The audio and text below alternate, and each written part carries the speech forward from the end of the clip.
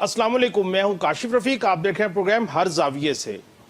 नाज़रीन, JUI फे की जो क़यादत है, मौलाना फजल रहमान का घर इस वक्त सियासी एक्टिविटी का गढ़ बन चुका है।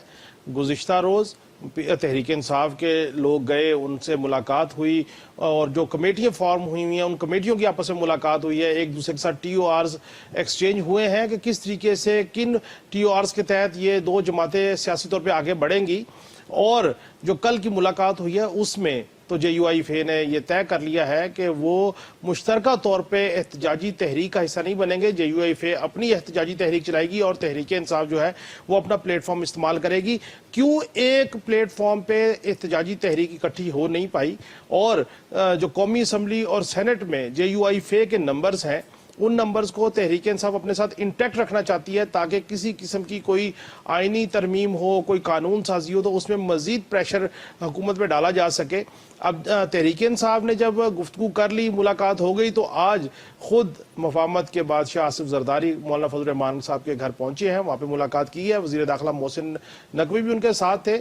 अब इस मुलाकात का आउटकम क्या आता है? क्या सदर जरदारी मौलाना फजल रहमान को इस बात पे कायल करने में कामयाब हो जाएंगे कि वो तहरीक इंसाफ का प्लेटफॉर्म छोड़ के, उनका एहतजाज छोड़ के मौजूदा जो हुकूमती सेटअप है उसके साथ चलें और उनको अकोमोडेट किया जाएगा? और जो कानून साजी में उनसे सपोर्ट लेने की भी बात हो रही है, क्या मौलाना फजल रहमान वो कानून साजी में सपोर्ट दे पाएंगे या नहीं दे पाएंगे? मैं समझता हूँ कि जब से सदर जरदारी सदर बने हैं उसके बाद से ये शायद पहली बाज़ाब्ता मुलाकात है मौलाना फजल रहमान की और आसिफ जरदारी साहब की। और देखना यह है कि आसिफ जरदारी मौलाना फजल रहमान साहब को किस हद तक कायल कर पाते हैं, या मौलाना फजल रहमान की चॉइस अभी भी तहरीक इंसाफ के साथ ही जाना होगी, एहतजाजी तहरीक होगी। इसके ऊपर भी गुफ्तगू करेंगे। इसके अलावा एक नया मामला जो सामने आया है, वैसे तो जब से रऊफ हसन साहब का मोबाइल FIA की तहवील में गया है तो वहाँ पे व्हाट्सएप पे जो कॉन्वर्सेशंस हैं वो गाय बगाए बाहर निकल रही हैं। कभी तो बैरूनी मुल्क के सहाफ़ियों के साथ गुफ्तगू बाहर निकल रही है और कभी इदारों के सरबराहान के खिलाफ किस तरीके से कंपेन डिज़ाइन की जा रही है वो बातें सामने आ रही हैं। और अब अलीमा खान और रऊफ हसन के दरमियान जो कॉन्वर्सेशन हुई है वो भी बाहर आई है। उस कॉन्वर्सेशन के मुताबिक लगता यह है कि बुशरा बीबी की अपनी एक लाइम लाइट है, अपनी एक पॉलिसी है तहरीक इंसाफ को चलाने की, जबकि अलीमा खान साहिबा की अपनी एक पॉलिसी है चलाने की, जिसके ऊपर मैं समझता हूँ तहरीक इंसाफ की जो क़यादत है वो कंफ्यूज है कि किस कॉर्नर को मानना है, किस कॉर्नर को नहीं मानना, कौन सी लाइन लेनी है, कौन सी लाइन नहीं लेनी। और माजी में भी हमने ये देखा कि एक ऑडियो आई थी सामने बुशरा बीबी की डॉक्टर अरसलान के साथ, और उस ऑडियो में भी उन्होंने ये कहा था कि किस तरीके से आप किसी सियासी शख्सियत का जवाब देने से बेहतर है कि एक ऐसा नैरेटिव इस्टेब्लिश करें कि जो बिल्कुल ही एक डिफरेंट लाइमलाइट में तहरीक इंसाफ को रखे। और अब ये जो बानी तहरीक इंसाफ के कत्ल के हवाले से जो गुफ्तगू होना शुरू हुई है, इसका जो प्रोपेगेंडा लॉन्च हुआ है, इसके ताने बाने भी बुशरा बीबी की इंस्ट्रक्शन से जाके मिलते हैं। अलीमा खान साहिबा, बुशरा बीबी साहिबा, कौन इस तहरीक इंसाफ की वारस हो सकती है और किसकी पॉलिसी ज़्यादा देर पा होगी, वक्त का साबित करेगा। इसके ऊपर भी गुफ्तगू करेंगे और पूछेंगे कि तहरीक इंसाफ के अंदर चल क्या रहा है। इसके ऊपर अपने मेहमान से बात करेंगे। और इकॉनमी, पाकिस्तान का एक मसला है जो PDM की हुकूमत से लेके अभी तक चल रहा है। IMF हमसे शराइत पे शराइत मनवा तो रही है, लेकिन IMF का जो एग्रीमेंट है फाइनली वो साइन नहीं हो पा रहा। इसके जितनी डिले हो रहा है, इसके एग्रीमेंट के दस्तखत के नहीं हो पा रहे, इसका पाकिस्तान की मईशत को क्या नुकसान है, पाकिस्तान के मामलात कैसे बेहतर होंगे, और किस तरीके से इकॉनमी के देर पा पॉलिसी को हम लाएं सामने, उसको इम्प्लीमेंट करें और पाकिस्तान की मईशत जो है वो देर पा तरीके से मजबूत हो सके।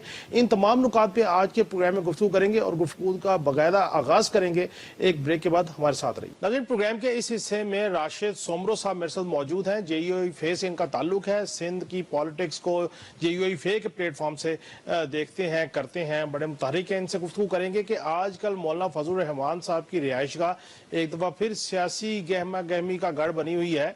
और शायबा तो यही जाता है कि जैसे PDM की हुकूमत बनने से पहले जो PDM का इत्तेहाद बना था, अब भी कोई ऐसा इत्तेहाद PTI भी कोशिश करी है फजल रहमान साहब साहब बनाने के लिए। और आज सदर जरदारी साहब भी उनकी रिहाइशगाह पे पहुंचे। बहुत शुक्रिया सोमरो साहब टाइम देने का। सर, ये फरमाइएगा कि तहरीक इंसाफ के साथ आप लोगों की गुफ्तगू पुरानी चल रही है, گو کہ اس معاملے کی اپنی جگہ پہ یہ سوال طلب ہے، جواب طلب ہے کہ کے پی کے میں جو بھی جے یو آئی فے کا مینڈیٹ اگر ان کو نہیں میسر آ سکا تو اس کی بینیفیشری تحریک انصاف ہے، لیکن اس کے باوجود تحریک انصاف کی اور آپ لوگوں کی کمیٹیاں تشکیل دے دی گئی ہیں، ملاقاتیں ہو رہی ہیں، کیا کوئی معاملات کنکلوڈ ہوتے ہوئے نظر آ رہے ہیں یا جے یو آئی فے اپنی احتجاجی تحریک علیحدہ ہی چلائے گی؟ سب سے پہلے تو آپ کا بہت شکریہ، اور جہاں آپ نے بات کی کہ پی ٹی آئی سے ایک طرف آپ کی بات چل رہی ہے، دوسری بات یہ ہے کہ کیا خیبر پختونخوا میں بینیفیشری بھی پی ٹی آئی ہے، تو میں آپ کی ایک تصحیح کرنا چاہتا ہوں پہلے اس بات کی کہ جے یو آئی کوئی ایک کے پی کے کی جماعت نہیں ہے، جے یو آئی پورے ملک کی جماعت ہے۔ ہم آج بھی دعوے سے کہتے ہیں کہ کراچی سے لے کر کشمیر تک عوام کے اندر جے یو آئی سے زیادہ مضبوط اور پاورفل کوئی جماعت نہیں، جے یو آئی سے بڑی کوئی تحریک جماعت نہیں چلا سکتی، جے یو آئی سے بڑا کوئی جماعت جلسہ نہیں کر سکتی، جے یو آئی سے بڑا دھرنا کوئی جماعت نہیں کر سکتی۔ آج بھی ہمارے راستے کی رکاوٹ نکال دی جائے، ہٹا دی جائے تو جے یو آئی سے بڑی پاکستان کی کوئی پارلیمانی جماعت نہیں ہوگی، تو لہذا اس کی تصحیح کریں۔ دوسری بات یہ ہے کہ پی ٹی آئی کے ساتھ بات چیت، آپ کے ہی سوال کا جواب ہے کہ جے یو آئی اقتدار کی بھوکی نہیں ہے، جے یو آئی اپنے سیٹوں کی بھوکی نہیں ہے، بلکہ پاکستان کی بات کر رہی ہے، آئین کی بات کر رہی ہے، پارلیمان کی بات کر رہی ہے، عوام کے اندر حق حاکمیت، عوام کی رائے دہی عوام کی مرضی کے مطابق اور عوام کے نمائندے عوام کی مرضی کے مطابق کی بات کر رہی ہے۔ اس کے لیے پھر چاہے جو بھی ہو، P T I who, Muslim league نون ہو، کوئی اور جماعتیں ہوں، ان سے بات چیت کرنے کے لیے نہ پہلے کبھی جے یو آئی نے انکار کیا تھا نہ آج کر رہی ہے۔ اسی ملک کے لیے ہم نے جنازے اٹھائے، اسی ملک کے لیے مولانا فضل الرحمان صاحب پر 3 خودکش حملے ہوئے، اسی ملک کے لیے میں نے اپنے والد شہید کا جنازہ اٹھایا، ایک ایک جلسے سے ہم نے 70 جنازے اس ملک کے آئین، پارلیمان، جمہوریت کے لیے اٹھائے۔ تو ہمارے لیے اول اور آخر ترجیح پاکستان اور پاکستان ہے، ہم اس کے لیے محنت کر رہے ہیں۔ آج بھی ہم اسی موقع پہ ہیں کہ بھائی عوام کو چھوڑیں، عوام کے راستے کی رکاوٹ نہ بنے، بیلٹ باکس کو چوری نہ کریں، مرضی کے امیدوار سامنے نہ لائیں، عوام جس کو چاہے منتخب کر کے پارلیمنٹ میں بھیجے، جے یو آئی بھی قبول کرے گی، آپ بھی قبول کریں۔ سومرو صاحب، رکاوٹ کون ہے؟ آپ نے رکاوٹ کا ذکر کیا، آپ کی تحریک میں رکاوٹ کون ہے؟ بدقسمتی سے مولانا فضل الرحمان صاحب نے جو بات کی، میں اس کی تھوڑی سی وضاحت کرنا چاہوں گا کہ اس کی رکاوٹ جو ہے وہ سیاسی جماعتیں بھی ہیں جو تحریکوں میں تو ہمارے ساتھ ہوتی ہیں، لیکن جب اقتدار آ جاتا ہے تو پھر وہ ملک کے لیے نہیں دیکھتے، عوام کی رائے کے لیے نہیں دیکھتے، اپنے اقتدار کے حصول کے لیے پھر وہ آگے بڑھ جاتے ہیں۔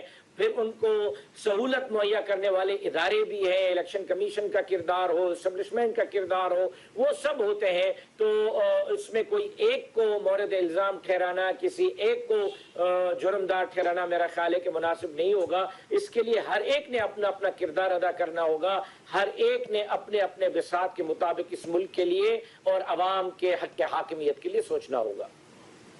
سومرو صاحب، پی ڈی ایم کی جب ایک اتحاد بنی اور پھر اس کے بعد پی ڈی ایم کی حکومت بھی بنی، اس میں پیپلز پارٹی، نون لیگ، آپ کی جماعت شامل تھی، اور مولانا فضل الرحمان صاحب کو اس وقت بھی کریڈٹ جاتا ہے کہ جس طرح انہوں نے پی ڈی ایم کا ایک پلیٹ فارم بنایا اور تنہا تحریک کا آغاز کیا، چیزیں چلائیں، پھر یہ ساری چیزیں بعد میں آئیں۔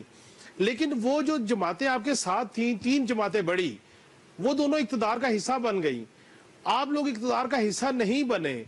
آپ کی جماعت کے اکابرین کا، آپ کی جماعت کے شورا کا ان 2 جماعتوں کے اکابرین سے گلہ تو ہوگا۔ دیکھیں، سب سے پہلی چیز یہ ہے کہ آپ خود فرما رہے ہیں کہ جے یو آئی اقتدار کا حصہ نہیں بنی، تو آپ اس چیز سے اندازہ لگائیں کہ کل تک ایک جماعت کے لیڈر جو آج جیل میں ہیں وہ یہی کہتے تھے کہ یہ 3 جماعتیں اقتدار کی بھوکی ہیں، اقتدار کی لالچی ہیں اور اقتدار کے لیے ملک کے سودا کرتی ہے۔ لیکن آج اسی جماعت کے وفود صبح نکلتے ہیں، شام کو پھر آتے ہیں، شام کو نکلتے ہیں، صبح آتے ہیں، کیونکہ ان کو بھی اندازہ لگ گیا کہ مولانا فضل الرحمان صاحب اقتدار کے بھوکے نہیں ہیں۔ مولانا صاحب نے اقتدار کی آفروں کو جوتے کی نوک پہ رکھا، چیئرمین سینٹ کی آفر کو جوتے کی نوک پر رکھا۔ وہ ملک کے لیے سوچتے ہیں، عوام کے لیے سوچتے ہیں، پاکستان کے لیے سوچتے ہیں۔ ہمیں ان سے یہ گلہ نہیں کہ وہ اقتدار میں کیوں گئے، ہمیں ان سے گلہ یہ ہے کہ 25 جولائی 2018 کو جب مولانا فضل الرحمان صاحب نے کہا کہ مینڈیٹ چوری ہوا ہے، خان صاحب نے کہا کہ نہیں، مینڈیٹ چوری نہیں ہوا, بالکل ٹھیک حکومت بن رہی ہے, کیونکہ خان صاحب وزیر اعظم بن رہے تھے. پیپلز پارٹی اور مسلم لیگ نون نے کہا کہ ہاں مینڈیٹ چوری ہوا, کیونکہ ان کو اقتدار نہیں مل رہا تھا. اب خان صاحب کہہ رہے ہیں کہ بھائی مینڈیٹ چوری ہوا ہے, اور مسلم لیگ نون اور پیپلز پارٹی کہتے ہیں نہیں, کیونکہ وہ جیل میں بیٹھے ہیں, وہ اقتدار میں بیٹھے ہیں. تو ہمارے موقف میں تبدیلی نہیں آئی, ان کے موقف میں تبدیلی آئی ہے.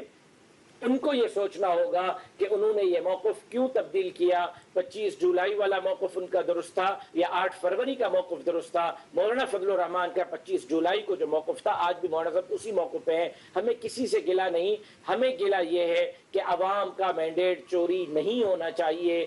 چور دروازے سے حکومتیں بننی اور گرنی نہیں چاہیے, طاقت کے زور پر حکومت نہیں بننی چاہیے. سومرو صاحب, کیا آپ کی جماعت کے جو اکابرین ہیں اور بالخصوص مولانا فضل الرحمان صاحب کی یہ اپریہنشن موجود ہے, یہ تحفظ موجود ہے کہ جس طریقے سے پی ڈی ایم کی تحریک چلائی گئی, پی ڈی ایم کی حکومت بنی, نون لیگ اور پیپلز پارٹی اقتدار کا حصہ بن گئے, کسی طریقے سے بھی بنے, مینڈیٹ کی چوری کی بات تو مولانا من پرن سے کر رہے ہیں. اب اگر تحریک انصاف کے ساتھ اب مل کے جوائنٹ ہینڈ کر کے کوئی چیز کرتے ہیں, تحریک چلاتے ہیں, تو آپ کو یہ خدشہ موجود ہے کہ کہیں ایسا نہ ہو تحریک انصاف کی اداروں سے, موجودہ حکمرانوں سے کوئی ڈیل اور ڈھیل کا معاملہ ہو جائے اور جے یو آئی پھر تنہا رہ جائے, اس طرح کی کوئی تحفظات آپ کے پائے جاتے ہیں؟ بالکل ایسے ہی ہے. تبھی تو مولانا صاحب نے فرمایا کہ ہم یہ نہیں چاہتے کہ کل کوئی ہم سے شرمندہ ملے, ہم کسی سے شرمندہ ملے. اگر آج میں سمجھتا ہوں جو تلخ تجربہ جے یو آئی کا رہا ہے ماضی کے تحریکوں کے نتیجے میں, وہ یہی ہوا ہے کہ جب اقتدار نہیں ملتا تو مولانا فضل الرحمان صاحب سے زیادہ بہتر اور تکڑا لیڈر اور پاکستان کا ہمدرد کوئی نظر نہیں آتا. اقتدار مل جاتا ہے تو مولانا صاحب بھول جاتے ہیں. یہی کام اگر پی ٹی آئی کے ساتھ آج ہو رہا ہے کہ اقتدار نہیں ہے تو مولانا فضل الرحمان صاحب ان کو یاد بھی آ رہے ہیں. دوبارہ وہ اگر اقتدار کی کرسی پہ بیٹھیں گے تو شاید ان کو مولانا فضل الرحمان صاحب پر یاد بھی نہ آئے. سر یہ فرمائیے گا کہ آج صدر زرداری صاحب مولانا فضل الرحمان صاحب کی رہائش گاہ پہ گئے, وزیر داخلہ محسن نقوی صاحب بھی ساتھ تھے, مولانا فضل الرحمان صاحب سے ملاقات ہوئی, تحفہ بھی دیا گیا, کوئی شاید پسٹل کا یا اس طرح کا کوئی تحفہ بھی دیا گیا.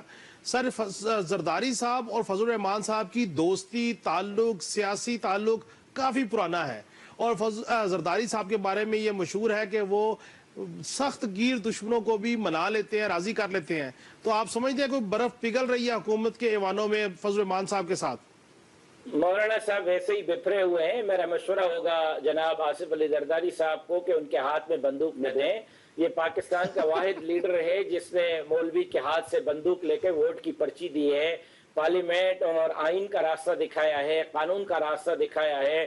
مولوی کو پہاڑوں پہ چڑھنے کے بجائے ان کو ایوانوں کا راستہ دکھایا ہے. تو مولوی کے ہاتھ میں بندوق نہ دیں, یہ مشورہ ہوگا زرداری صاحب کو. وہ آئے ہیں, ہم نے خوش آمدید کہا ہے, بہت ان کا شکریہ, وہ تشریف لائے, لیکن طبیعت پوچھنے کے لیے آئے تھے.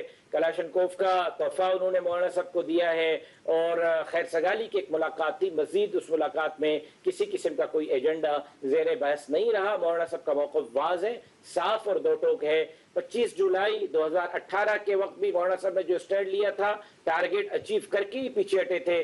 اب بھی مولانا صاحب نے جو موقف لیا ہے ٹارگیٹ اچیو کر کے ہی پیچھے ہٹیں گے, ایسے پیچھے نہیں ہٹیں گے.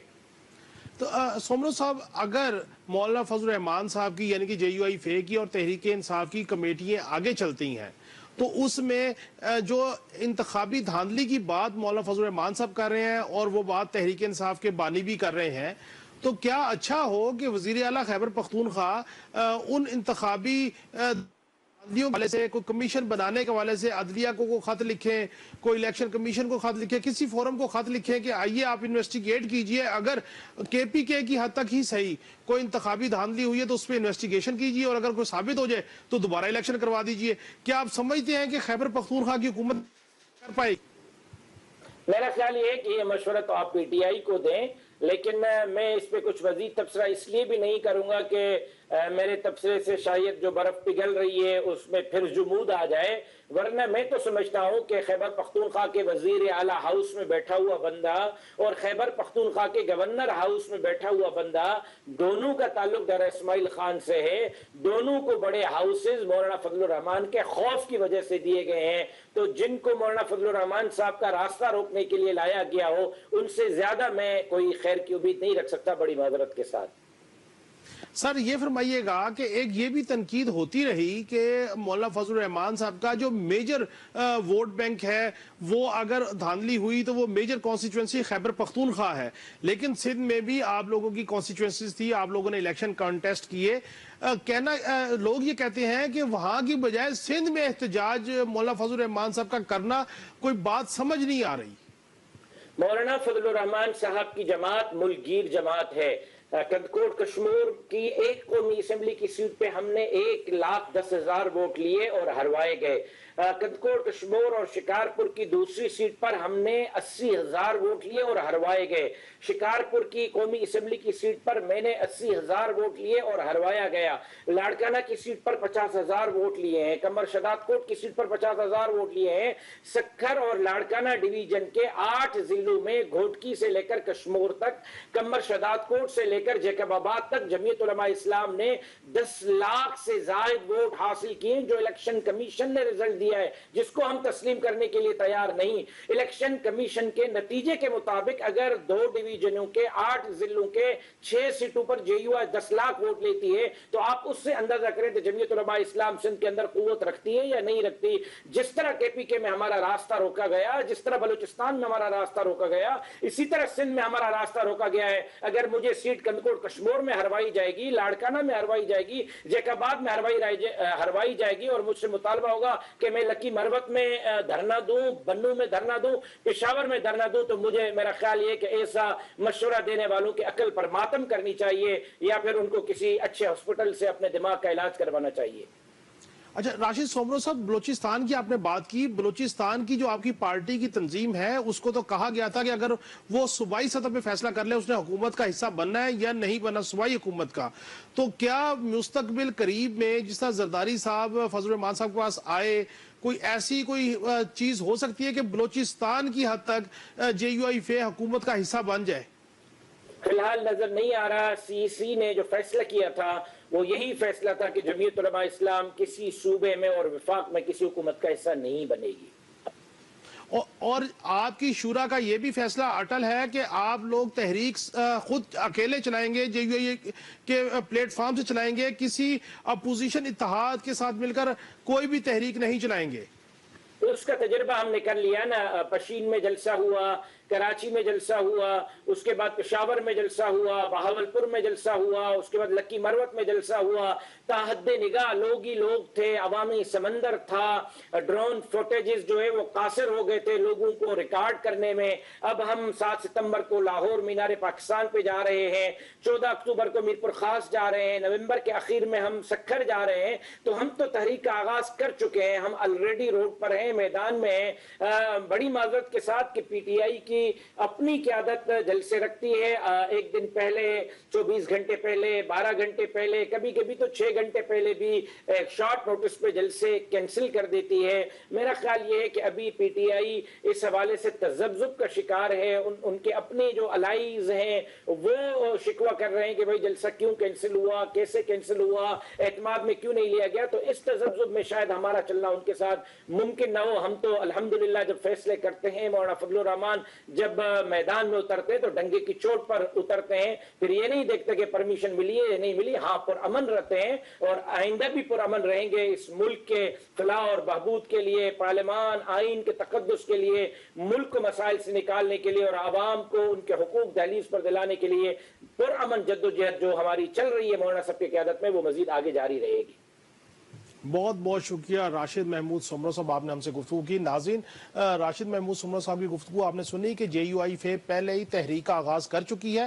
تحریک انصاف چونکہ تذبذب کا شکار ہے، اس لیے لگتا یہ ہے کہ تحریک انصاف اور جے یو آئی فے مشترکہ طور پہ تحریک نہیں چلائیں گے، لیکن اپنے مقاصد کے حصول تک مولانا فضل الرحمان صاحب تحریک چلائیں گے۔ راشد محمود سومرو صاحب کی آپ نے گفتگو سنی۔ ناظرین، ایک بریک سے واپس آئیں گے تو ترجمان استحکام پاکستان پارٹی فیاض الحسن چوہان صاحب سے گفتگو کریں گے۔ ویلکم بیک ناظرین۔ پروگرام کے اس حصے میں فیاض الحسن چوہان صاحب ترجمان آئی پی پی میرے ساتھ موجود ہیں، ان سے گفتگو کریں گے کہ تحریک انصاف کے اندر چل کیا رہا ہے اور یہ جو پنڈورا باکس کھل رہا ہے روزانہ کی بنیاد پہ واٹس ایپ کے ذریعے، اس میں صداقت کس لیول پہ ہے۔ بہت شکریہ چوہان صاحب ٹائم دینے کا۔ سر جب سے رؤف حسن صاحب کا واٹس ایپ اور موبائل کو فرانسک شروع ہوا ہے روزانہ ایک نئی کنٹروورسی سامنے آ رہی ہے. کبھی موصوف بیرونی ملک مقیم صحافیوں کو انسٹرکشنز دیتے ہیں, کبھی ان سے لابنگ کرتے ہیں, کبھی آرمی چیف صاحب کے متعلق گفتگو ہے, کبھی حکومت کے متعلق, کبھی اداروں کے متعلق. تو یہ فرمائیے گا, چونکہ آپ تو بڑے اچھے طریقے سے سمجھتے ہیں ان کے میڈیا اسٹریٹجی کو, ان کے کنیکشنز کو, تو رؤف حسن صاحب کی جو گفتگو ہے اس میں آپ کو کوئی شبہ ہے؟ بسم اللہ الرحمن الرحیم. کاشف صاحب, بات یہ ہے کہ جو شاخ نازک پہ آشیانہ بنے گا نا پائیدار ہوگا. اقبال نے بالکل ٹھیک کہا تھا کہ جو منافقت کے اوپر, عیاری کے اوپر, مکاری کے اوپر, تو نبری کے اوپر, چلاکی کے اوپر, دھوکے کے اوپر مبنی جو بھی بیانیہ ہوگا, جو آشیانہ ہوگا, وہ کمزور ثابت ہوتا ہے. اب کتنی حیرانگی کی اور کتنی دلچسپی کی بات ہے کہ آج سے 2.5 سال پہلے جو بیانیہ امریکہ, یورپ, مغرب اور برطانیہ سے آزادی اور فوج سے آزادی, حقیقی آزادی کے نام سے شروع ہوا, آج بانی تحریک انصاف اسی امریکہ, اسی برطانیہ, اسی یورپ, اسی فوج کے سربراہوں کی منتیں ترلے کر رہے ہیں کہ جناب میرے ساتھ ڈائلاگ کرو اور مجھے رہا کرو. اور اس وقت جین میریٹ جو ایک ان کی برطانوی ہائی کمشنر ہے, وہ بالکل اوپن ہو کے برطانوی حکومت اور گولڈ سمتھ خاندان, زیک گولڈ سمتھ کے اشعاروں کے اوپر ناچتے ہوئے کھل کھلا کے بانی تحریک انصاف کی حمایت میں اس وقت پاکستان کی میدان سیاست میں نکل آئی ہے. کبھی وہ نواز شریف صاحب کو, کبھی شہباز شریف صاحب کو, کبھی مریم نواز صاحبہ کو, کبھی زرداری صاحب, کبھی بلاول سے ملاقاتیں کر رہی ہے. ساروں سے جناب ذہنی طور پہ ان کو تیار کر رہی ہے کہ بانی تحریک انصاف کی رہائی کا اور ان کو یہاں سے نکلنے کا کوئی باعزت رستہ دیا جائے. اب آپ بتائیں کدھر گیا وہ بیانیہ امریکہ, یورپ اور مغرب سے آزادی کا, کدھر گیا؟ پھر اس پاک فوج کے چیف کے حوالے سے تازہ ترین جو آخری انٹرویو آیا بانی تحریک انصاف کا چھپا, اس میں انہوں نے کلیئر کٹ کہا کہ میری غلطی تھی کہ میں نے پاک فوج کی جناب قیادت کے ساتھ جناب اچھے تعلقات نہیں رکھے, یہ میری غلطی تھی, مجھے یہ نہیں کرنا چاہیے تھا. اب کہاں گیا وہ بیانیہ؟ آپ مجھے سمجھائے نا, مجھے بتائیں. میری پاکستان کی عوام سے, خصوصاً لکھدہ کوکا کے اوپر ناچنے کودنے والی جناب پی ٹی آئی کی عوام سے میری یہ ریکویسٹ ہے کہ ذرا اپنا دماغ لڑاؤ, ذرا سوچو.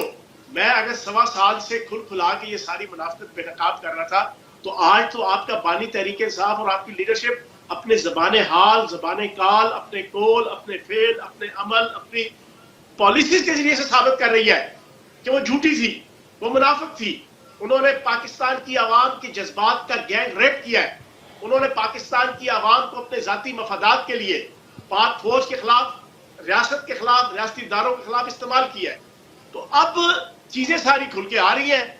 آپ دیکھیں نا, آپ کی جناب علیمہ خان صاحبہ اور بشرا بی بی صاحبہ, اپنی اپنی جنگ ہے, اپنی اپنی ڈفلی ہے, اپنا اپنا باجا ہے. اور ڈفلی اور باجا کیا ہے؟ اقتدار کی جنگ اب وہ نہیں رہی, اب رہی ہے پیسے کی جنگ, ریاست کی جنگ, جائیداد کی جنگ, پیسوں جناب ڈالرز کی جنگ. اب یہ وہ جنگ ہے جس کے اوپر یہ آپس میں لڑ رہے ہیں. ان کی نظریں لگی ہوئی ہیں, کسی کی جائیداد کے اوپر لگی ہوئی ہے, کسی کی پراپرٹی کے اوپر, کسی کی جناب پارٹی کے اوپر. تو یہ آپس میں آپا دھاپی آپ کو وہ تو فرام ڈے فرسٹ سے بھی تھی, لیکن اب بہت شدید آپ کو نظر آ رہی ہے. لیکن چوہان صاحب, جو بات آپ کر رہے ہیں کہ ایک سیٹ پیٹرن کے تحت آپریشن گولڈ سمتھ کے حوالہ دیا اور باقی جو چیزیں ہو رہی ہیں, اور اس طریقے سے اگر بانی تحریک انصاف کے ساتھ کسی قسم کی کوئی ڈھیل کا معاملہ ہوتا ہے, تو یہ فرمائیے کہ وہ بیانیہ کدھر جائے گا جس کے بارے میں بڑے شد و مد سے کہا گیا کہ 9 مئی کا ایک واقعہ ہوا, اداروں پہ اٹیک ہوا, اداروں کی اسٹریٹجک جو سینٹٹی ہے اس پہ اٹیک ہوئے, تو ان سب کو ہم پس پش ڈال کے ایک بیرونی آقاؤں کے کہنے پہ ایک ڈیل اور ڈھیل کر کے ہم چیزوں کو بالکل صرف نظر کر لیں گے. میں نے ابھی آپ کو ایک سائٹ کی سٹوری سنائی ہے, میں نے ابھی آپ کو بانی تحریک انصاف والی سائٹ کی سٹوری سنائی ہے, میں نے ابھی دوسری سائڈ کی بھی سنیں نا, میں نے ابھی آپ کو حقیقی آزادی کی منافقت کے اوپر مبنی ڈھکوسلے کی کہانی بیان کی ہے کہ اب کس طریقے سے امریکہ کی ہر جناب حکمران کو اور ہر پارلیمنٹیرین کو, ہر کانگریس مین کو, ہر سینٹ ممبر کو, ہر پارٹی کی منتیں ہو رہی ہے. کس طرح برطانیہ کے جناب کیئر سٹارمر نئے وزیر اعظم کو اوپنلی منت کی جا رہی ہے بانی تحریک انصاف کی وجہ سے, خدا کا واسطہ مجھے بچاؤ. کس طریقے سے برطانوی ہائی کمشنر جناب کھل کھلا کے پاکستان کے اندر دندناتی پھر رہی ہے بانی تحریک انصاف کو رہا کرانے کے لیے. میں نے یہ ایک سائڈ کی. دوسری سائڈ کی کیا ہے؟ دوسری سائڈ کی یہ ہے کہ نواز شریف صاحب کے پاس گئے, انہوں نے کہا کہ ہمیں کیا ہے, آزاد ہوتے ہیں ہو, نہیں ہوتے ہیں نہ ہو. شہباز شریف صاحب نے بھی یہی جواب دیا, آصف زرداری صاحب نے بھی یہی جواب دیا. ہاں میری ایک رپورٹ ہے, یہ بریکنگ میں آپ کو دے دوں, کہ بلاول زرداری صاحب جو 2 مہینے امریکہ رہ کے آئے ہیں یا باہر کی دنیا 2 مہینے رہے ہیں, اس میں کچھ معاملات انہوں نے کوئی امریکن اسٹیبلشمنٹ سے, کوئی ان کے مبینہ طور پر جو میں دائیں بائیں سے میں سن رہا ہوں اور کچھ میرے سورس سے, انہوں نے کوئی حامی بھری ہے کہ چلو بانی تحریک انصاف کو کوئی باعزت رستہ دیتے ہیں, ان کو باہر برطانیہ بھجوانے کے حوالے سے چلو ہم کوئی روڑا نہیں اٹکائیں گے, ہم کوئی رستے کی رکاوٹ نہیں بنیں گے. انہوں نے واپس آ کے پاکستان کی اسٹیبلشمنٹ اور ملٹری اسٹیبلشمنٹ کے کچھ لوگوں سے اس حوالے سے ہیلو ہائی کرنے کی کوشش کی. تو میری انفارمیشن یہ ہے کہ ان کو شٹ اپ کال دے, ان کو سمجھا دیا گیا ڈانٹ کے کہ آپ اپنے دائرہ کار کے اندر رہیں, آپ اپنی ڈومین اور اپنی رینج کے اندر رہیں. تو دوسرے اینڈ کی بات یہ ہے کہ ابھی تو وہاں تک کچھ بھی نہیں ہو رہا. میں نے تو آپ کو بالکل وہی سچویشن بتائی کہ وہ بادشاہ کی بیٹی کے ساتھ ایک غریب ماتڑ آدمی جناب 50% شادی کا دعوے دار تھا. دوستوں نے پوچھا کس طرح 50% تیری شادی طے ہوگی ہے, اس نے کہا جی میں راضی ہوں, بادشاہ اور اس کی بیٹی راضی نہیں. تو 50% کی حد تک جناب آپ کی یہ ڈیل فائنل ہے. وہ فائنل ہے گولڈ سمتھ خاندان کی طرف سے, زیک گولڈ سمتھ کی طرف سے, جمائما گولڈ سمتھ کی طرف سے, اسرائیل کی طرف سے, امریکہ کی طرف سے, برطانیہ کی طرف سے, جرمنی کی طرف سے, یورپ کی طرف سے, تمام عالمی صہیونی طاقتوں کی طرف سے, بانی تحریک انصاف کی طرف سے, بشرا بی بی کی طرف سے. وہ طے ہے. لیکن جو باقی 50% ہے نا وہ طے نہیں ہے, ادھر سے ابھی تک جھنڈی ہے. سر اس آپ کا کہنے کا مطلب یہ ہے, میں عام فہم لوگوں کے لیے بھی, کہ بلاول بھٹو صاحب بانی تحریک انصاف کو NRO دینے کی ڈیل کروانے کی حامی بھر کے آئے, لیکن آگے سے جھنڈی ہو گئی. آپ یہ کہنا چاہ رہے ہیں؟ بات یہ ہے ہمارے پولیٹیشین بڑے کمزور ہوتے ہیں. میں نے اپنی ساری لائف میں پالیٹکس میں اور اپنی وزارت اور اپنی پوری ایز اے پارلیمنٹیرین میں نے دیکھا ہے, ہم تو جناب ان مغربی سفارت خانوں کے اور ایک امریکہ اور برطانیہ کی سفارت خانوں کے جو کلرک ہوتے ہیں, ان کی جوتیوں کے اوپر ہمارے قومی لیول کے لیڈر جو ہے نا وہ لوٹ پوٹ رہے ہوتے ہیں, ان کی جوتیوں کے اوپر.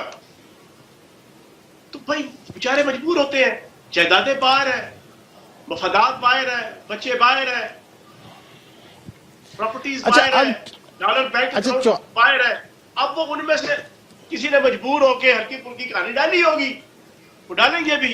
ابھی چلے گی کہانی اگلے جناب جین میریٹ کی, جناب برطانوی ہائی کمشنر کی جو پھرتیاں ہیں. اور ایک اور آپ کو بڑی دلچسپ بات بریکنگ دے دوں, یہ وہی جین میریٹ ہیں جنہوں نے افغانستان کی تباہی و بربادی کے وقت ان کا پورا کردار تھا وہاں پر as a diplomat.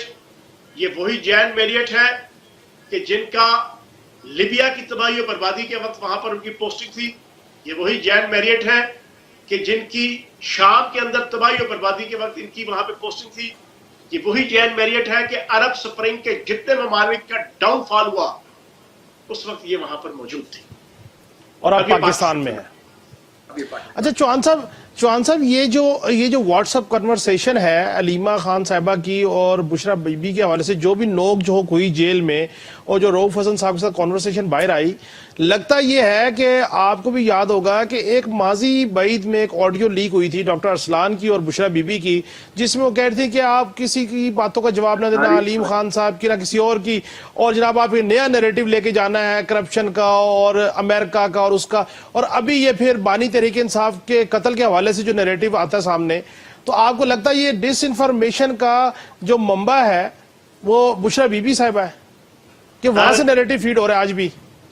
Sir 10 April سے لے کے 10 اپریل 2022 سے لے کے اب تک تحریک انصاف, بانی تحریک انصاف, بشرا بی بی کا ٹوٹل نیریٹو جھوٹ 44, اس سے آگے کوئی نہیں ہے. ارسلان خالد کو یاد ہے اپریل کے شروع میں انہوں نے ایک کال جو لیک ہوئی اس پہ کہا بیٹا آپ نے جو کوئی بھی بانی تحریک انصاف کی کرپشن کے حوالے سے بات کرے گا آپ نے اس کو غداری سے جوڑ دینا ہے, آپ نے اس کو غداری سے جوڑ دینا ہے.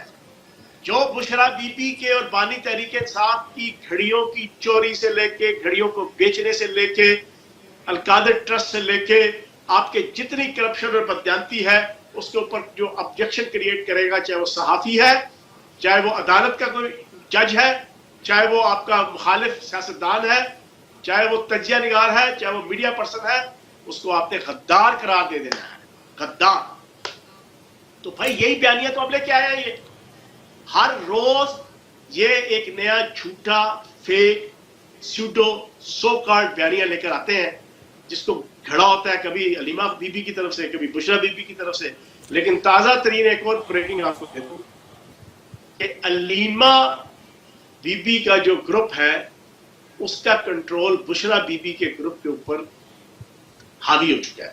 یہ جو مشال یوسف زئی کو فارغ کیا نا انہوں نے کور کمیٹی سے، اس کی بنیادی وجہ یہ ہے کہ وہ بشرا بی بی کی انسٹالیشن تھی، اس کو فارغ کر دیا گیا۔ اب بشرا بی بی کیوں کمزور ہو گئی ہے؟ کیونکہ ان کے جو موکل جس دیو کے کنٹرول میں تھے وہ دیو بیچارہ پکڑا گیا ہے، اب ان کے پاس موکل کوئی نہیں ہے۔ اس کے مقابلے میں علیمہ خان صاحبہ کا موکل ذرا مضبوط ہے اس وقت، ٹھیک ہے نا۔ آپ کا کہنے کا مطلب یہ ہے کہ بشرا بی بی صاحبہ کو جو فیض مل رہا تھا وہ ان سے مل رہا تھا جن کا کورٹ مارشل جاری ہے؟ جی جی۔ اچھا چوہان صاحب یہ فرمائیے گا کہ موجودہ جو تحریک انصاف کی قیادت ہے، اس قیادت کی کیا کنیکٹیوٹی ہے، کیا پوزیشن ہے؟ علیمہ خان صاحبہ کہتی ہے یہ قیادت چاہتی نہیں بانی تحریک انصاف باہر آئے، یہ جلسہ نہیں کرتے، یہ احتجاج نہیں کرتے، بس وہ پنجابی کہتے ہیں گونگلوا تو مٹی لاندے نے۔ آپ کو کیا لگتا ہے اس قیادت کی کنیکٹیوٹی کیا انٹینشن ہے؟ میں پہلا بندہ ہوں جس نے پہلے دن سے یہ بات کہی ہوئی ہے کہ یہ جتنے M N A M P A بن کے آئے ہیں 8 فروری کو، پھر وزیر اعلیٰ، قائد حزب اختلاف بنے ہوئے ہیں، سارے کے سارے اسٹیبلشمنٹ کے ساتھ کمپرومائزڈ ہیں، اے ٹو زیڈ۔ ان میں سے آدھے سے زیادہ ریٹن لکھ کے دے کے آئے ہوئے ہیں کہ ہم آپ کے تابع دار ہیں۔ بانی تحریک انصاف ان کو بیوقوف، سنیں، بانی تحریک انصاف ان کو بیوقوف بنا رہا ہے، یہ اس کو بیوقوف بنا رہے ہیں۔ اسی لوکا نال تے بڑھی ملوکا نال، بس یہ والا حساب ہے۔ اور یہ جو لکھ کے دے کے آئے ہوئے یہ اپنی کمٹمنٹ کو آن کر کے اسی طریقے سے سرونگ کر رہے ہیں؟ سر یہ چل ہی نہیں سکتے، ان کے اوپر پرچے ہیں، ان کی کرپشن، ان کی بددیانتی، ان کی ٹکے ماری، ان کی پیدا گیری، ان کی نوسر بازی، ان کے بڑے بڑے بلنڈرز، ان کی فائلیں، ان کی ویڈیوز، ان کی آڈیوز، ایک ایک چیز ان کے پاس ہے۔ جو شاخ نازک پہ آشیانہ بنے گا نا پائیدار ہوگا۔ آپ ریاست کے خلاف، سونی دھرتی کے خلاف، اپنے وطن کے خلاف، اپنے ریاست کی رٹ کے خلاف آپ نہیں چل سکتے۔ برطانیہ کے فسادات نے ثابت کر دیا نا، میں کہتا ہوں برطانیہ کے فسادات نے برطانیہ کو بھی شرم دلا دیا ہے، برطانیہ کی انتظامیہ کو بھی، حکومت کو بھی شرم دلا دیا ہے۔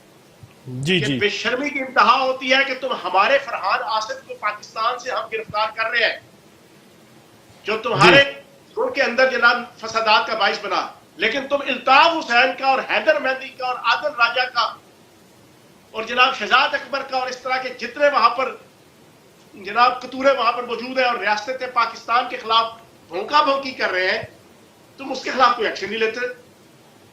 جی ٹھیک، جی ٹھیک، بہت بہت شکریہ فیاض الحسن چوہان صاحب، آپ نے ٹائم دیا۔ ناظرین، فیاض الحسن چوہان صاحب کی گفتگو آپ نے سنی، میرے لیے بھی ایک انکشاف ہے کہ بلاول بھٹو زرداری جو بیرون ممالک کے دورے کر کے واپس آئے ہیں، انہوں نے کہیں نہ کہیں کوئی نہ کوئی حامی بھری ہے کہ بانی تحریک انصاف کو ڈیل یا ڈھیل دے دی جائے گی یا این آر او دے دیا جائے گا، لیکن ابھی تک اس میں کوئی نے خاص کر کوئی ایسی کوئی صورتحال نہیں بنتی نظر آ رہی۔ شاید ان کو آگے سے کوئی جھنڈی ہو گئی ہے جس کی وجہ سے شاید وہ اپنا ریئیکشن بھی دیں۔ ناظرین، ایک بریک سے واپس آئیں گے تو پاکستان کی معیشت پر بات کریں گے کہ معیشت کیوں نہیں ٹھیک ہو رہی اور آئی ایم ایف سے جو ہمارا ایگریمنٹ ہے وہ کیوں تعطل کا شکار ہے یا ڈیلے کا شکار ہے۔ ایک بریک کے بعد ویلکم بیک ناظرین۔ پروگرام کے اس حصے میں ڈاکٹر خاقان نجیب صاحب میرے ساتھ موجود ہیں، معیشت پہ بات کریں گے اور کہ معیشت کیوں بہتری کی طرف نہیں جا رہی اور خاص طور پہ آئی ایم ایف کے جو ہماری ڈیل کنکلوڈ ہونی تھی وہ کیوں ڈیلے کا شکار ہے اور اس میں کیا کیا ہرڈلز ہیں۔ بہت شکریہ ڈاکٹر صاحب ٹائم دینے کا۔ سر، سب سے پہلے یہ فرمائیے گا کہ آئی ایم ایف کی جتنی شرائط تھیں وہ حکومت نے مان بھی لی میکسیمم اور عوام نے برداشت بھی کر لی، مہنگائی کی، फ्यूल की, बिजली की कीमतें, हर चीज। लेकिन IMF हमें ये तो बता रहा है कि आपकी डील हमारे साथ है, लेकिन वो डील साइन नहीं हो रही। क्या क्या वजह क्या है? सबसे पहले तो ये कहता चलूं कि मैं बहुत अरसे से कह रहा हूं कि पाकिस्तान को इस वक्त IMF के बगैर चलाना जो है वो प्रूडेंट पॉलिसी मेकिंग जो है वो नहीं होगी।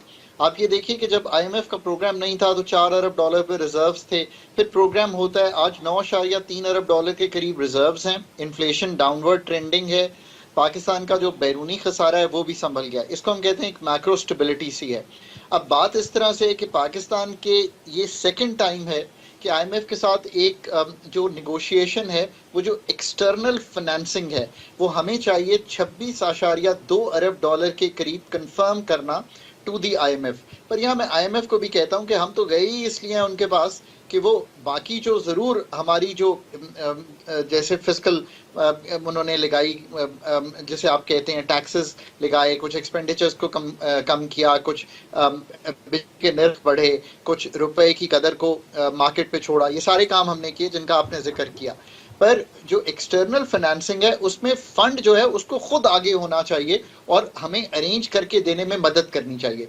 पर लगता यूं है कि फंड चाहता है कि हम भी उसमें एक मेजर रोल अदा करें। उसमें दो चीजें हैं, एक $12 अरब की एक्सटर्नल फाइनेंसिंग है इस 26 में से, जो हमारी सऊदी अरेबिया, UAE और चाइना के साथ है, जिसको वो चाहता है कि हमें कंफर्मेशन हो कि इस साल में वो हमें रोल ओवर कर देंगे या रीप्रोफाइल कर देंगे और वापस नहीं लेंगे। उसमें से अभी एक आई थिंक रीप्रोफाइलिंग की कमिटमेंट आई है, बाकी उनके एग्जीक्यूटिव डायरेक्टर्स को जो बोर्ड के होते हैं उनको देनी है। दूसरा ये है कि कुछ आई थिंक शॉर्टफॉल पैदा हो गया है $2 अरब के करीब, जो फंड समझता है कि हमें एक्स्ट्रा करने चाहिए। उसमें से $1.2 अरब की तो मेरा ख्याल है एक फैसिलिटी सऊदी अरेबिया के साथ ली जाएगी, और $800 मिलियन जो हैं वो कुछ हो सकता है European banks, middle eastern banks, Chinese bank से मिला जुला कर ऐड करने पड़ेंगे। इसमें एक टाइम गुजर रहा है और ऑब्वियसली एक टाइम दरकार होता है। मेरी ख्वाहिश ये होती कि IMF का इंगेजमेंट हो जाती, हमारी क्रेडिट रेटिंग और बेहतर हो जाती, जो मूडीज और फिच यानी कि जो हमारी क्रेडिट रेटिंग दुनिया की एजेंसीज हैं उनके साथ, तो पाकिस्तान ये आसान शराइत पर कम मार्कअप पे ये पैसे ले लेता। बट फंड चाहता है कि हम ये पहले कमिटमेंट ले लें, आई थिंक आ जाएगी सितंबर में। फिर आपने बिजली में भी दो तरह से तब्दीलियां की हैं, एक निर्ख जो है 200 तक फेडरल गवर्नमेंट ने तब्दील किए, और दूसरे निर्ख जो पंजाब गवर्नमेंट ने 45 अरब की subsidy the. I am sure कि इस पे भी फंड ने पूछा जरूर होगा, हो सकता है एग्रीमेंट हो गया हो, पर पूछा जरूर होगा कि इसके खद्दो खाल क्या हैं, पैसे कहाँ से आ रहे हैं, बजट पे क्या इम्पैक्ट है, तो उस पे भी फंड से एक बातचीत हो रही होगी। ये सब मिला जुला के आई थिंक वो चीज़ें हैं जिसकी वजह से अभी आपने देखा कि जो अगस्त का बोर्ड था वो सितंबर में चला गया। आई रियली होप कि $12 अरब की जो हमारी रीप्रोफाइलिंग है लोन्स की फ्रेंडली कंट्रीज की, और जो $2 अरब और दरकार हैं, ये हम ले पाएंगे।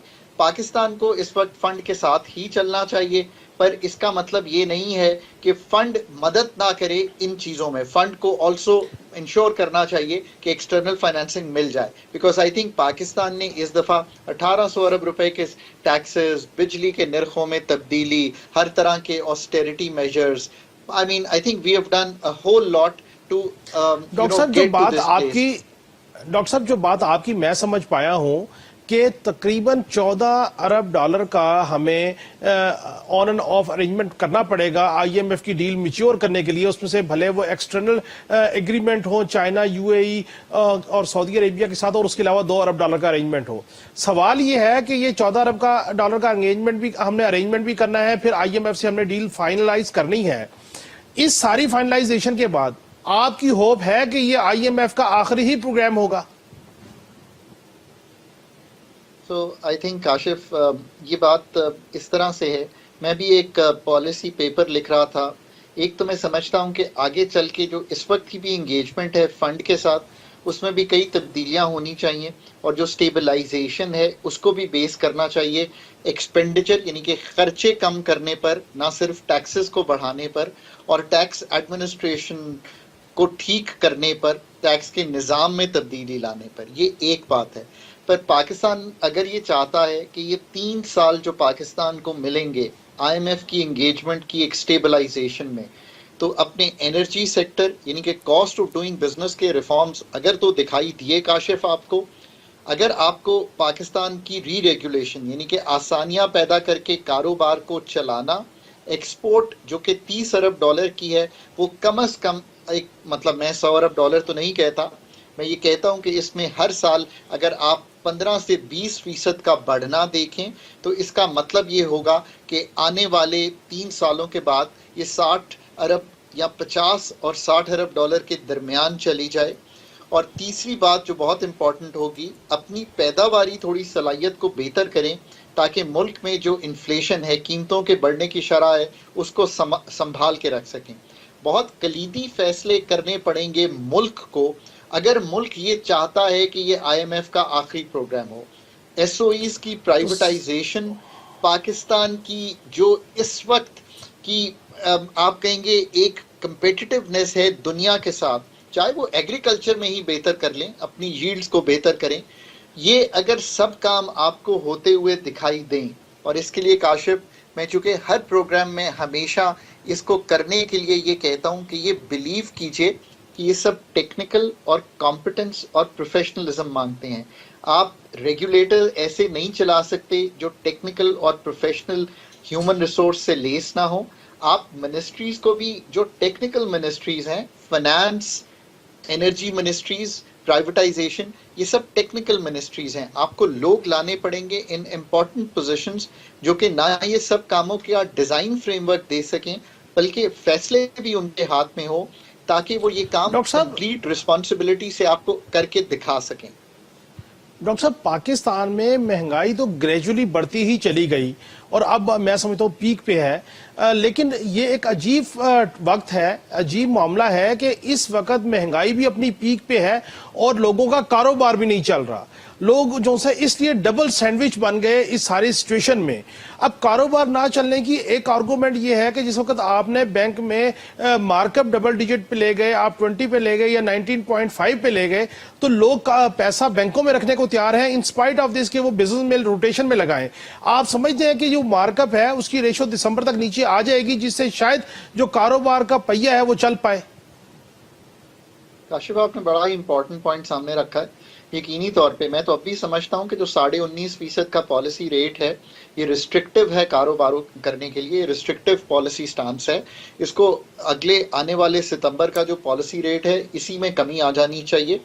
اور میں پہلے بھی سمجھتا تھا کہ 12% کی انفلیشن ہے اور 19.5%، یعنی کہ اس میں بہت بڑا گیپ آ رہا ہے، اس گیپ کو کم کر دینا چاہیے۔ پاکستان کا ریئل انٹرسٹ ریٹ 2-2.5% سے زیادہ پازیٹیو نہ ہو، نیچے 2 سے 4% کی آج بھی گنجائش ہے کہ اگلے 3 ماہ میں کاٹتے چلے جانا چاہیے۔ انفلیشن ویل اینکرڈ ہے، ہم 2 بڑے انفلیشنری ایئر سے گزر چکے ہیں۔ ہم اس وقت دنیا میں بھی دیکھ رہے ہیں تیل کی قیمت بھی نیچے آئی ہے، دنیا بھی اپنا جو ہے سپٹمبر میں جو یو ایس ہے وہ بھی اپنا ریٹ کاٹنے جا رہا ہے، یعنی کہ 5.5% کا جو پالیسی ریٹ ہے وہ بھی کم ہونے جا رہا ہے۔ میں اب بھی سمجھتا ہوں کہ سپٹمبر میں ایگریسولی ریٹ کٹ کرنا چاہیے اور بدتدریج اس ریٹ کو کہیں 14-15% کے قریب آنے والے 6 ماہ یا 12 ماہ میں آ جانا چاہیے، کیونکہ انفلیشن جو ہے وہ 12-13% کے ارد گرد رہنے کی اب کبھی امید جو ہے وہ پیدا ہو گئی ہے اگر کوئی ایکسٹرنل شاک نہیں لگتا۔ ڈاکٹر صاحب ایک ہمارے ملک کا بڑا مسئلہ ہے، عوام اس سے بڑی خائف بھی ہے، بڑی سنتی ہے، آئی پی پیز کا مسئلہ۔ اب آئی پی پیز کے مسئلے میں ہم یہ انٹرنیشنل معاہدوں میں باؤنڈ ہیں، ہم ان کو ختم نہیں کر سکتے، لیکن میرا ذاتی رائے یہ ہے کہ اگر ہم یہ طے کر لیں کہ ہم کسی بھی آئی پی پیز کا ایگریمنٹ رینیو نہیں کریں گے تو آئی پی پیز شاید خود بخود اپنے پرائس کٹ کر دیں اور عوام کو آسودگی حاصل ہو جائے۔ تو آپ سمجھتے ہیں کہ یہ جو کنڈیشن ہے یا جو میری تجویز ہے یہ وائبل ہے؟ Kashif, that's another very important point that you've raised. Energy sector Pakistan کی کمپیٹیٹیونیس کو خراب کر رہا ہے، پاکستان کے ہر سیکٹر پہ اس کا ایک بوجھ ہے، پہلے تو اس کو مانیں، اور اس میں جو پالیسی رسپانس چاہیے وہ بہت جسے کہیں گے ہارڈ اینڈ براڈ ہونا چاہیے۔ IPPs ایک جز ہے سپلائی سائڈ کا جس کو ہینڈل کرنا ہے. اس کا مطلب یہ ہے کہ پاکستان میں 94 اور 2002 کے جو IPPs ہیں آپ کی رائے کے مطابق ان کے سب معاہدے ختم کر دینے چاہیے. ایسٹیمیٹس رینج فرام 50 ارب ٹو 84 ارب جو آپ کو ریلیف مل سکتا ہے ان دی اوور آل, جس کو آپ کہتے ہیں نا 2100 ارب کی کیپیسٹی پیمنٹ ہے. نمبر 2 جو IPPs ہیں جو 2015 کے جو زیادہ تکلیف دہ ہیں, 15 ارب ڈالر کے قریب اگر ان کی پیمنٹس اگلے چند سال میں ڈیو ہیں, اس کو مؤخر کرنا یا ری پروفائل کرنا ہر IPP کے ساتھ نیگوشیٹ کر کے, گورنمنٹ نے ابھی تو اس کا آغاز ہی کیا ہے. میں تو بہت عرصے سے کہہ رہا ہوں کہ ایک ہائر لیول گفتگو کرنا ایک بات ہے, جزیات میں جا کر ان کو طے کرنا ایک مختلف بات ہے. اب ایک فائنینشیل ایڈوائزر ہائر ہوگا, یہ کام ہوگا. But let's be very honest, I think بہت ہائپ کریٹ ہو گئی ہے. IPP سے 2 سے 4 روپے کی ضرور بہتری آ سکتی ہے, پر پاکستان کے بہت سے اور کام, پاکستان کا تھر کول پہ موومنٹ, پاکستان کا جو ٹیرف ہے اس وقت جو آپ کو 1000 2000 جیسے جیسے بڑھتا جاتا ہے ٹیرف یونٹس کے حساب سے, اس کو ٹھیک کرنا, گیس واپس لینا آپ کے اور میرے گھر سے, اور افیشینٹ یوز کے لیے بجلی بنانے کے لیے دینا, اور ہمارے گھروں میں سستے ریٹ پہ دسمبر میں اور جنوری میں اور فروری میں ہیٹنگ کے لیے گیس دینا.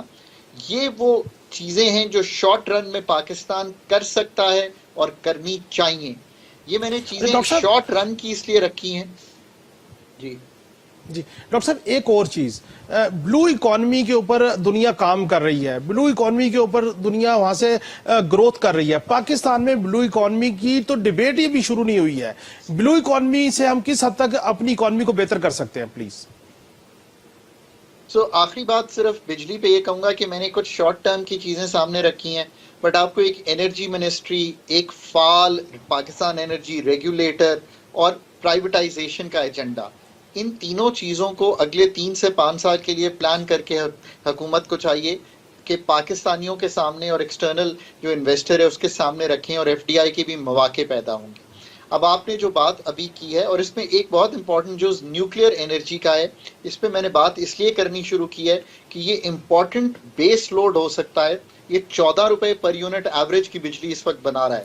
آنے والے دنوں میں this will become very important in years to come, اور ہم اپنی اگلی جنریشن کے لیے ایک بہت فعال چیز چھوڑ کے جا سکتے ہیں. اب آپ نے بلو اکانومی کا ذکر کیا, مجھے خوشی ہے کہ آپ نے یہ ٹاپک لیا. ورلڈ بینک کی میں نے کچھ عرصہ پہلے, چند سال پہلے ایک رپورٹ پاکستان پہ پڑھی جس پہ ایک ڈیٹیل سے بلو اکانومی کا جائزہ لیا گیا, اور یہ تعین کیا گیا کہ اس کا ایک مین جو جسے کہتے ہیں پلے ہو سکتا ہے پاکستان کی لوکل اکانومی میں بھی اور ایکسپورٹ میں بھی. Of course I think this is a topic that we need to discuss. Pakistan کو اپنی اس رپورٹ کو جو کہ ورلڈ بینک نے لکھی ہے فار دا ٹائم بینگ خود لکھنا چاہیے, خود اس کا جائزہ لینا چاہیے, اور اس میں کیا انویسٹمنٹ کی جا سکتی ہے کہ دنیا جو ہے وہ پاکستان کی طرف راغب ہو ان ٹرمز آف ایکسپورٹس, اور بلو اکانومی کا پاکستان فائدہ اٹھا سکے. ڈیفینیٹلی یہ پاکستان کا, اور especially with new ports coming up like Gwadar, یہ ایک امپورٹنٹ جز بن سکتا ہے. جی ٹھیک, بہت بہت شکریہ ڈاکٹر خاقان نجیب صاحب, آپ نے ہم سے گفتگو کی. ناظرین, ڈاکٹر صاحب کی گفتگو آپ نے سنی. معیشت کو بہتر کرنے کے لیے ہمیں ایک دیر پا اور کنسسٹنسی آف مائنڈ کے ساتھ پالیسیز بنانے کی ضرورت ہے, اور بالخصوص بلو اکانومی کے اوپر بھی ہمیں فوکس کرنے کی ضرورت ہے تاکہ ہماری معیشت آہستہ آہستہ بہتری کی طرف جائے. ناظرین, آج کے لیے اتنا ہی, کل پھر ملاقات ہوگی. اللہ حافظ.